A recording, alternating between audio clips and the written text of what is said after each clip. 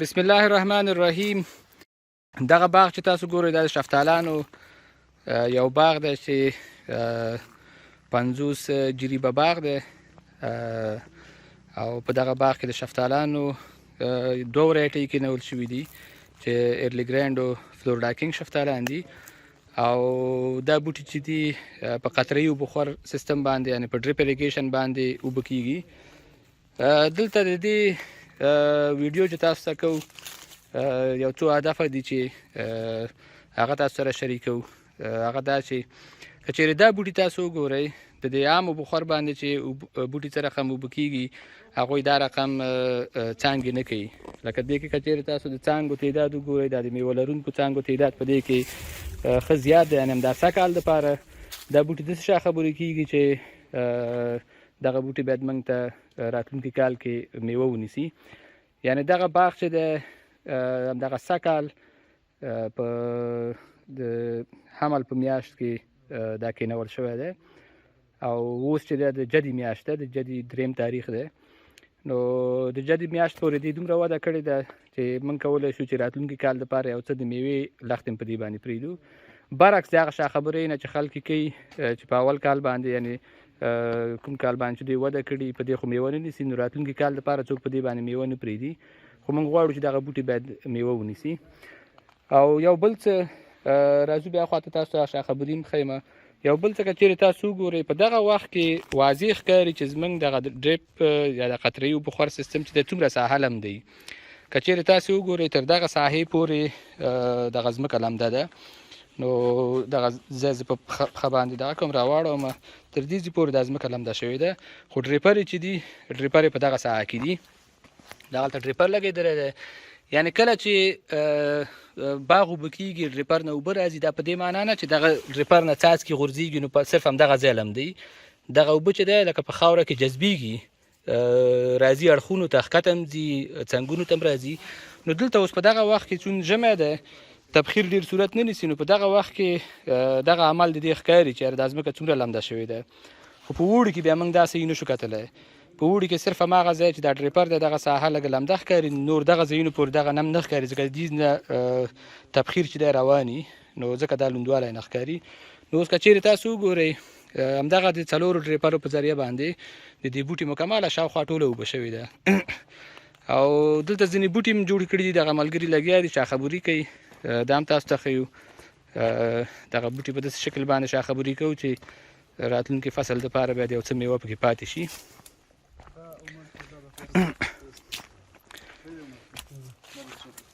دغه بوټي که چیرې تاسو وګورئ په دې کې دغه وړې مایده مایده څانګې ټولې د منځه وړل کېږي. لاندې بیخ طرف ته ډېرې زیاتې مایده څانګې په دې کې شته، دا ترې لرې کېږي. او د بوټي چوکاټ چې دی په 3-4 عمومي اسکیفلډ برانچ باندې جوړیږي. دلته تاسو وګورئ دغه ملګري لګیا دي او دا شا خبري کوي.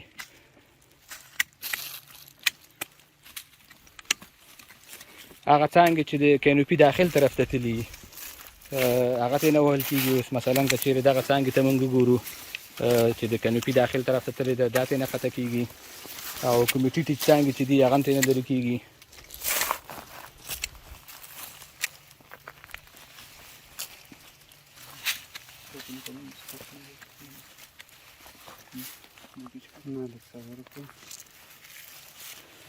دوی دا بوټی جوړوي، دې بوټي ته بیا وروسته راځو. شفتالانو بیا نور شا خبرۍ دپاره کولی شئ چې موږ ویډیوګانې جوړې کړي دي مخکې کولی شئ نور شا خبري په هغې کې وګورئ. نو زه تاسو دلته یو ګڼ بوټی هم ښیم چې په هغې کې لا شا خبري نه ده شوې لکه دغه بوټی دی. دې کې باید داسې په لنډ شکل زه تاسو ته وښیم. دلته که چیرې تاسو وګورئ په دې منځ کې ډېرې مایده مایده څانګې دي. دغه مایده مایده څانګې ټولې ترې نه پاکېږي لرې کېږي. په دې کې 3 یا 4 څانګې داسې پاتې کېږي یا 5 څانګې چې بوټی چې دی ګرد چاپېره باید دغه ولري دا خپل چوکاټ را جوړ کړي. او بیا پکې یو څه لښتې داسې پرېږدو چې هغه د میوې لښتې او هغه لښتې چې د عمومي څانګو نه ښکته راغلي یعنې لاندې ځوړند دي هغه هم ترې نه قطع کېږي. او کومې څانګې چې د کینوپي یا د چتر داخل طرف ته تلي که چیرې دغه څانګې ته وګورو دا د چتر داخل طرف ته روانه ده. یعنې دا څانګه داخل طرف ته ځي دا ترېنه وهل کېږي، دغه څانګه چې د ښکته روانه دا ترېنه وهل کېږي. نو په دغه ترتیب باندې د دې شاخه بري کېږي. نو د زیاتو معلوماتو دپاره هغه ویډیو زموږ وګورئ د شفتالانو د شاخه برۍ. راځو هغه بوټي مخکې جوړ شوي دي هغه هم تاسو باندې ګورم. په هغه اول قطار باندې یو څه کار وشو، هغه کې ځینې معلومات دي چې هغه باید تاسو پرې پوه شئ. لکه دغه بوټي ته که چېرې تاسو وګورئ، هغه بوټي چې په ډریپ باندې نه دي، همداسې ساده اوبه خور باندې اوبه کېږي، هغه دغه وخت کې دومره د میوې څانګې موږ ته نه راکوي. په هغوی کې واټر سپراوټ ډېر زیات دي، دغه تاندې کومې لښتې چې دي دا ډېرې زیاتې او هغه مجبور سړی ترېنه قطع کړي. نو هغه چې کله قطع کړي نو په دویم کال باندې دا بوټی میوې ته نه جوړېږي. نو سخته ده چې په دویم کال سړی د شفتالو د بوټي نه کافي میوه واخلي. خو دلته موږ دغه بوټي ته چې ګورو د دې اوبهخور د سیستم سره یو ښه والی دا ده چې یو خو زه دا بوټي په اسانۍ سره اوبه کېږي، سره ورته په اسانۍ سره راځي. خو د هغې نه علاوه هم د دې بوټو د قدو دغه کنټرول ته چې ګورو دا یو غټه فایده ده د ډریپ سره چې اوس موږ دا عملا دلته ګورو. نو دلته دغه بوټو ته راځو، کوم یو چې شاخه بري شوي دي دا هم تاسو باندې ګورو. یعنې دغه بوټي دغه قطار کې چې کوم بوټي تاسې ګورئ دا په دغه رقم بوټي وو، ښه ګڼ وو، غټ غټ بوټي وو. نو راځو دغه بوټي تاسو ته ښیو.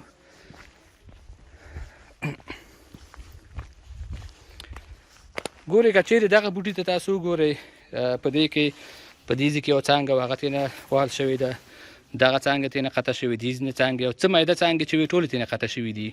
کومې څانګې چې د پنسل د سایز نه وړې وې هغه موږ ترېنه قطع کړې، ځکه هغه وړې څانګې چې دی میوه نه نیسي. دلته موږ ته په شفتالانو کې هغه څانګې چې د شنه رنګ نه سورچکي رنګ ته اوښتي دا میوه نیسي، نو هماغه څانګې موږ پرې پرېږدو کوم یو چې د میوې نیولو قابلیت لري سږکال.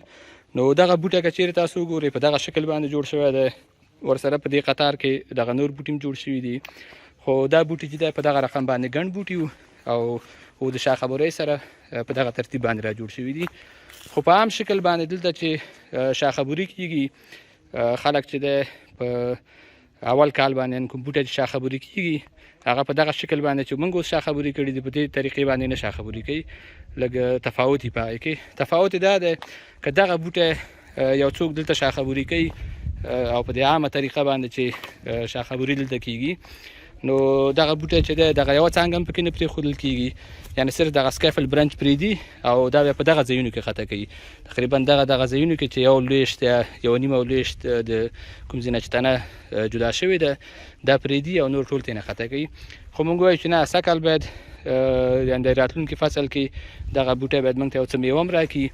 او په میوه کې زموږ دوه هدفه دي، یو دا چې هم به میوه ترېنه واخلو دې بوټو نه، او بل دا نه غواړو چې دا بوټي زموږ ډېر قوي اوسي لکه هغه شنډو بوټو غوندې چې ډېره وده کوي او میوه کمه کوي. نو کله چې موږ په بوټي باندې میوه پرېږدو دغه بوټی چې دی د ودې د زور نه غورځوي. او دلته په شرقي زون کې یوه مسله دا ده چې ودهیز فصل چې دی ډېر اوږد دی، تقریبا د 9 میاشتو نه هم دلته زیاته وده کېږي، یعنې وده جریان لري. او دغه شی لکه دغه اوږده وده چې ده دا زموږ اکثره شفتالان اکثره څانګې چې دي د میوې نیولو نه غورځوي. که چېرې تاسې زموږ یوه تېره ویډیو لیدلې په همدې شفتالانو باندې م جوړه کړې وه، هغې کې یو باغ ته لاړو چې په هغه باغ کې دغه رقم څانګې یعنې په غټ بوټو کې هم دا نه پیدا کېدلې چې مایده څانګې د میوې څانګې چې هغه سړی میوې ته پکې پرېږدي. نو کولی شئ هغه ویډیو م وګورئ. او په دغه باغ کې د هلکانو ته صرف ټریننګ ورکړل شو، یو 10-20 بوټي موږ ورسره جوړ کړل، نو باقي بوټي دوی به لګیا یي په دې باغ کې به کار کوي. نو که چا سره د شاخه برۍ په باره کې خصوصا د شفتالانو شاخه برۍ کوم سوال پوښتنه پیدا کېږي، کولی شي زموږ په یوټیوب چینل کې نورې ویډیوګانې دي هغه وګوري. د دې دپاره چې زموږ نورې ویډیوګانې چې د باغدارۍ په اړه دي هغه تاسې وګورئ، نو په یوټیوب چینل کې به ورته زما نوم دغسې ولیکئ محمد عزیز سعیدي، نو دغه د یوټیوب چینل به تاسو سره خلاص شي. په دې چینل کې څومره ویډیوګانې چې موږ تر اوسه جوړې کړي دي هغه همدلته اپلوډ شوي دي، نو تاسو کولی شئ چې دلته یې وګورئ. دلته مختلفې ویډیوګانې دي د باغ جوړولو په اړه باندې، دا د قطرهیي بخار سیستم باندې پیوند و امراض و آفاتو همداسې د نیالګیو کېنول او د ورایټۍ انتخاب و ډېر زیات مثلا د باغ ډیزاین او شاخبري په دې مسایلو باندې ویډیوګانې موږ جوړې کړي. لکه چېرې تاسو وګورئ د شفتالانو یو ویډیو چې ډېره مخکې موږ جوړه کړې وه دا ښه تفصیلي ویډیو ده نو ځینې ملګري کولی شي چې دغه ویډیو دوی وګوري. دا د شفتالانو 2 کلن بوټي دي چې دا بوټي په ډریپ اریګیشن باندې روزل شوي یعنې د بخار سیستم قطرهیي بخار دی او په دې بوټو کې د میوې څانګې چې دي زیاتې دي. دغه بوټي شاخبري شول او دغه څانګې تاسو ګورئ چې دا پرېښودلی شوې د میوې دپاره نو دغه اندازه کې څانګې میوې ته پاتې شوي دي او نورې څانګې ترېنه قطع شوي.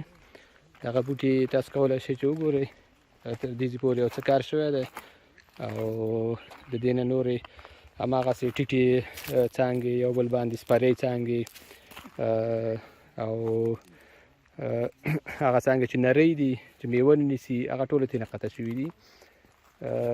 دا بوټي هم تاسو وګورئ نو بوټي کوشش وکړئ چې د شفتالو بوټي په دغه شکل باندې جوړ شي او دې خوا ته بوټي چې دي دا تاسو ګورئ چې دا لا تر اوسه شاخبري شوي نه دي خو په دې کې چې څومره یو سړی وغواړي هغومره د میوې لښتې پکې پرېښودلی شي ځکه واټر سپراوټ پکې کم دي یا ډېر کم دي یا 1.5 دانه واټر سپراوټ ده پکې او ښه والی دا ده چې کومې تاندې لښتې یا دا واټر سپراوټ چې دي دوی هم بېرته د میوې لښتې لري یعنې دوی هم کولی شي چې سړی که چېرې کومه لښته پرېږدي نو بېرته د میوې لښتې پکې شته.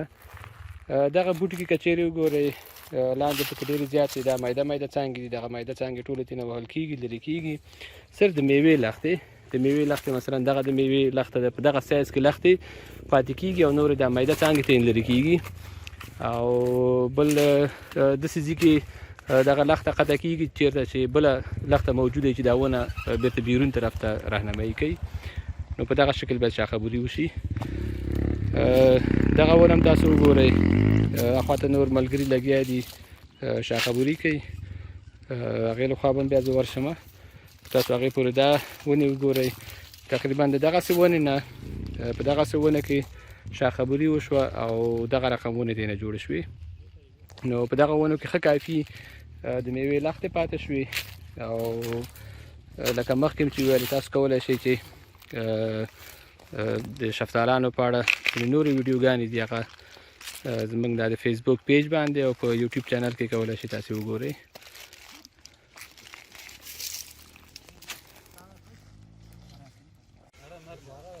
بسم الله الرحمن الرحیم. د ننګرهار د کامې په ولسوالۍ کې د شفتالانو یو باغ ته راغلي یو. په دې کې یوه مسله د واټر سپراوټ ده یا دغه کومې تاندې لښته چې د بوټي نه راجګېږي دا دلته ډېره زیاته تیزه نمو کوي چې دا بوټی مکمل د حاصل نه غورځوي نو دا دلته تاسو یو څه اندازه تشریح کوو چې تاسو یې وګورئ په دې خاطر چې دغه څانګې باید موږ دومره غټېدو ته پرېنږدو نو د هغې ښه طریقه دا ده چې موږ په اوړي کې باید ګرین پرونینګ وکړو یعنې په اوړي کې دغه تاندې لښتې باید موږ کنټرول کړو د منځه یې ویسو. که چېرې دغه ونې ته تاسو وګورئ دې په لکه سږکال په دې پسرلي کې د پسرلي نه تر اوسه پورې دغه کومې نیغې څانګې چې تاسو ګورئ دا د همدې پسرلي وده ده دغه غټې څانګې چې تاسو ګورئ په دې منځ کې دغه ټولې دا د پسرلي وده ده او که چېرې دې څانګو ته تاسو وګورئ په دې کې د میوې لښتې چې ده ډېرې کمې دي لکه په دغه څانګه کې که چېرې وګورو صرف دغه د میوې لښته ده په دې ځي کې دا نورې ټولې چې وړې دي دا میوه نشي نیولی دغه یوه د میوې لښته ده نو د میوې لښتې که چېرې اوس موږ مجبور یو چې واټر سپراوټ په دې وخت کې موږ ختم کړو لکه دغه څانګې ته یې نه ووهو دغه څانګې که اوس چېرې ټولې ووهو نو دلته په بوټي کې د میوې هېڅ لښتې نه پاتې کېږي نو دا په دې معنی چې هر کال موږ خواري کوو او د دې په حساب د کینوپي که چېرې را جوړو تنظیموو یا د چوکاټ یې جوړو نو زموږ نه دا بوټی د میوې نه وځي نو هر کال به موږ هم دا خواري کوو نو ضرور ده چې هغه منطقو کې چې هلته ودهیز موسم وګودي او په ونو کې دا واټر سپراوټ چې ده بې حده زیاته وده کوي نو په دغه ځایونو کې باید چې د ګرین پرونینګ وشي یعنې په اوړي کې دغه لښتې په نښه شي او د منځه یوړل شي تر څو د بوټي هغه اصلي لښتې چې دي هغوی ته د ودې زمینه برابره شي. که چېرې تاسو د ونو ته وګورئ ډېرې زیاتې جګې شوي دي یعنې د ونو قد ته که وګورو دا څه کال دا 3 کال دی، 3 کلن بوټي دي، لا 3 کاله پوره شوي هم نه دي. د دوی قد چې دی تقریبا تر 4 مترو 4.5 مترو پورې رسېدلی دی. خو موږ نه غواړو چې د شفتالو بوټی دومره جګي. راځو دلته دغه بوټي ته. هر بوټی که د دې باغ کې تاسو وګورئ دا په همدې رقم دی. دلته که چیرې موږ د تیر کال شاخبوري وګورو، لکه تیر کال دغلته قطع شوې ده او دغه څانګې پرېښودل شوي دي. دغه څانګه د دې د وجې نه چې دلته واټر سپراوټ راشنه شوي دي یا دغه تاندې اوږدې لښتې راشنې شوي دي، هغه اصلي خنبی چې د ودې ته نه ده پرېښې. که چیرې موږ او تاسو شاخبوري کړې وای په هغه وخت کې او بیا په اوړي کې موږ دا واټر سپراوټ دې ځای کې دا کوم دا نوې تاندې لښتې چې راشنې شوي دي، دا موږ په هماغه اوړي کې لکه جوزه په میاشت کې یا د سور په اواخرو کې په داسې وختونو کې دا موږ قطع کړې وای، نو اوس به دې د اصلي برانچ به ښایسته وده کړې وه نسبت دې ته. نو اوس به دې څانګې چې دا ډېره ښایسته د میوې نورې څانګې لرله او دغه واټر سپراوټ به په دې رقم په دې بوټي کې نه وی. نو هره څانګه چې تاسو وګورئ، ګورئ دغه څانګه په روسته کال په دې کې قطع شوې ده، په دې کې قطع شوې وه او دلته کومه څانګه وه چې هغې ته قطع شوې وه.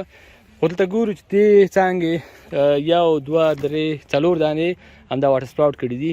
یو هم داسې مناسب شاخ نه دی چې اوس سړی پرېږدي او د دې نه ونې چوکاټ جوړ کړي، او که د ونې چوکاټ جوړی نو سږ کال ټوله ونه په میوه باندې وځي، یعنې میوه نه نیسي. ځکه چې په واټر سپراوټ کې اکثره که چېرې تاسو وګورئ دوی تر ډېر حده پورې د میوې نیالګی نه تولیدوي، یعنې ډېر وروسته په سر کې یو نیم څانګه داسې پیدا کېږي چې هغه د میوې.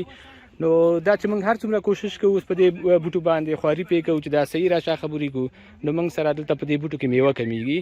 نو په همدې خاطر باندې ټول باغداران باید کوشش وکړي، خصوصا په شرقي زون کې دلته په ننګرهار کې، په کونړ او لغمان کې څوک چې د شفتالانو باغونه لري دوی باید کوشش وکړي چې په اوړي کې هم، یعنې د ژمي تر څنګ په اوړي کې هم دوی باید یو څه شاخبوري وکړي او په هماغه اوړي کې دغه څانګې په نښه کړي.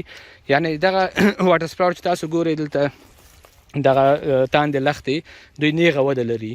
په هماغه وخت کې کولی شئ چې په لکه د سور په اواخرو کې دغسې وختونو کې د بوټي کې راشئ شاخبورۍ ته، دا به دغسې وړې وړې څانګې لکه په دغه شکل به یو نیغې به رواني، نو دغه څانګې به ټوله په هماغه وخت کې ختمې کوي. نو کله چې بیا دغه کار تاسو وکئ نو ستاسو د بوټي دغه اصلي کومې څانګې چې دي دوی به د میوې څانګې تولیدوي او بیا به ستاسو بوټی ډېر حاصل کوي. راځو دلته یو څه بوټي جوړ شوي دي، هلکان لګیا دلته شاخبوري کوي. تاسې وګورئ چې دغه رقم بوټي نه چې شاخبوري شوی ده څه ترې نه جوړ شوي دي.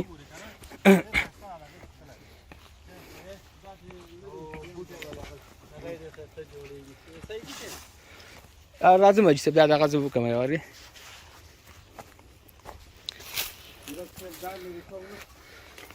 ګورئ دغه بوټي ته که چېرې تاسو وګورئ دا شاخبوري شوی دی، را جوړ شو او په دې کې کوشش دا شوی ده چې د میوې څانګې زیاتې پکې پرېږدو. دلته راځم صرف هغه د واټر سپراوټ یو مثال دلته ورکوو. ګورئ دغه څانګه موږ په دې خاطر دغه وړې څانګې پرېښې دي چې دوی به میوه نیسي. خو که چېرې په اوړي کې یعنې راتلونکي اوړي کې دلته چې کوم واټر سپراوټ راشنه کېږي په دې ځایونو کې هغه موږ کنټرول نه کړو، نو دغه څانګه بیا سپریس پاتې کېږي، لکه همدغسې به محدودې او په حساب لکه د فشار لاندې پاتې کېږي او کوم واټر سپراوټ چې راشنه کېږي هغوی به وده کوي. نو موږ او تاسو باید کوشش وکړو چې همدغه څانګې باید نمو وکړي، لوی شي دغه څانګې، او دلته چې کوم واټر سپراوټ راشنه کېږي کوشش وکړو چې هغه په اوړي کې هماغه ګرین پرونینګ وکړو، دا د منځه ویسو. اوس دغه بوټي چوکاټ ته که چېرې ګورو اوس ښه را جوړ شوی نسبت نورو ته، نو موږ باید کوشش وکړو چې ټول بوټي زموږ په دغه شکل باندې جوړ شي او په اوړي کې باید ضرور په دې کې شنه شاخبوري وکړو، لکه ګرین پرونینګ باید وکړو. ښه دلته د باغ په دغه سر کې لږه شاخبوري شوې، خو د ټریننګ نه مخکې هلکانو څه کمه شاخبوري کړې ده. نو د دې لپاره چې شاخبوري صحیح وشي کوشش وکړئ چې مطلوبه څانګه معلومه وي چې کومه څانګه د میوې ته پرېښودل کېږي. دلته که چېرې تاسو وګورئ څانګې کټ شوي دي خو د میوې څانګې لکه ډېرې په دې بوټو کې نه ښکاري. نو او بل دغه ځایونو کې کله هم چې بوټي کې شاخبوري کوئ لاندې ساحې باید ټولې پاکې، دې کې دا کوم وچه لرګي چې پاتې شوي دي یا نور لاندې کومې وړې وړې څانګې دي دغه ټولې باید د بوټي نه قطع شي. او هر وخت چې څانګه قطع کېږي کوشش وکړئ چې وسایل ښه تیروي او دا رقم زخمونه پکې جوړ نه شي. ځکه دې سره بیا بوټی نور مشکلات سره مخ کیږي. نو هره څانګه چې قطع کیږي باید دلیل ورته موجود وي، او هره څانګه چې پرېښودل کیږي هغې ته هم دلیل موجود وي چې کومه څانګه ولې پرېږدو او کومه څانګه ولې قطع کوو. نو کله چې شاخبوري وشوه د بوټی باید دا رقم همداسې پرې نه ښودل شي، په دې کې باید بیرته صفایي وشي. کومې څانګې چې لاندې وچې دي دغه ټوله باید ترېنه ختمې شي، د منځه ویوړل شي، او کومې مایده مایده څانګې چې دي هغه څانګې چې د بوټي داخل طرف ته ځي، هغه څانګې چې ډېرې ځوړندې دي دغه ټوله باید ونونه لرې شي. نو صرف دا د هغه د ټریننګ یوه ګټه وي چې دې نه مخکې چې یو څوک کار شروع کوي بیا د یو چا سره مشوره وکړي او د ټریننګ نه وروسته کار وکړي، انشاءالله ټول دپاره به فایده وي پکې.